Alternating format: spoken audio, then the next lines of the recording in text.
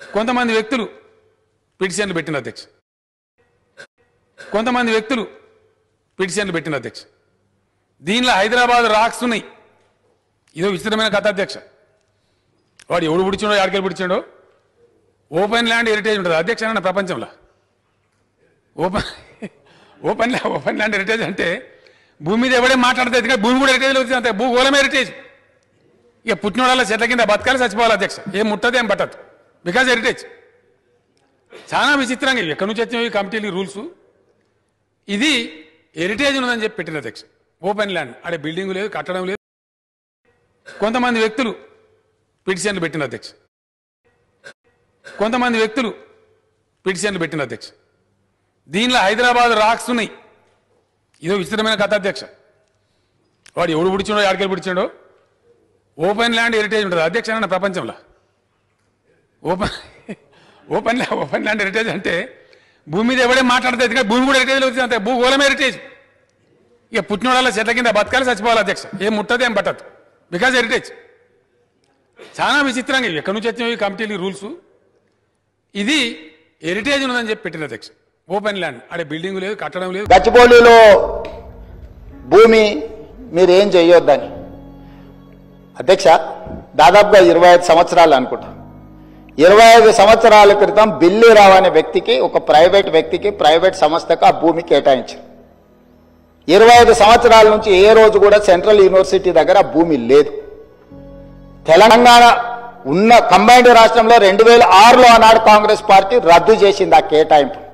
అక్కడి నుంచి కోర్టు కేసులు జరిగినాయి. 2014లో తెలంగాణ రాష్ట్రం వస్తే 2024 వరకు 10 సంవత్సరాల గత ప్రభుత్వం బిల్లీరావు నుంచి భూమి గుంజుకోలేదు అధ్యక్ష.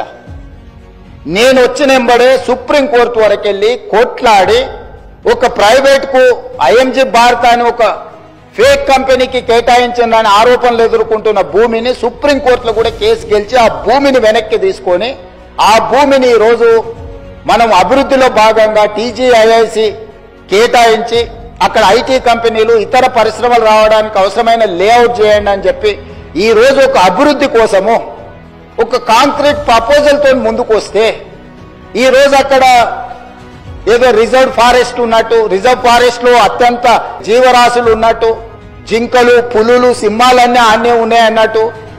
జింకలు పులులు సింహాలు లేవా అధ్యక్ష? ఆ చుట్టుముట్టుతో కొన్ని గుంట నక్కలు చేరి ఇట్లా వ్యవహరిస్తున్నాయి అధ్యక్ష. గుంట నక్కలకు గుణపాఠం చెప్తాం అధ్యక్ష. అది 100% developed area. We are also going to utilise for development. అంతర్జాతీయ స్థాయి సంస్థల్ని పెట్టుబడులు పెట్టడానికి భూమిని తెలంగాణ ఇండస్ట్రియల్ ఇన్ఫ్రాస్ట్రక్చర్ కార్పొరేషన్ ద్వారా ఆ పెట్టుబడులను ఆకర్షించడం కోసం ఈ రోజు ఒక ప్రణాళికబద్ధమైన డెవలప్మెంట్ చేయడానికి మేము ముందుకు వస్తే ఇవాళ దాన్ని అడ్డుకునే ప్రయత్నం చేస్తున్నారు అధ్యక్ష.